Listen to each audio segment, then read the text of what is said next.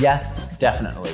But on other worlds, these aren't called earthquakes, they're called moonquakes or Marsquakes if they're on the moon and Mars. We know that these exist because we actually sent seismometers to the moon and to Mars. And when we sent seismometers to these worlds, we actually found thousands of quakes underneath the surface. Even when we don't have seismometers on other planets, we can actually tell that some worlds have earthquakes or had earthquakes in the past because there are cracks at the surface. And so when we see cracked rocks or even cracked ice on places like Europa and Enceladus, we know for a fact that there were quakes there to generate those cracks.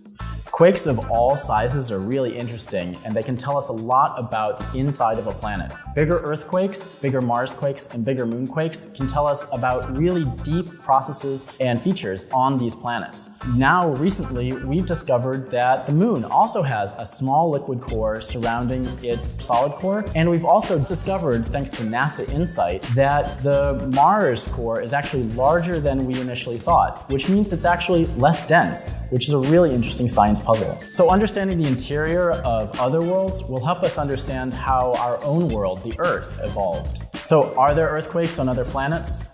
Definitely.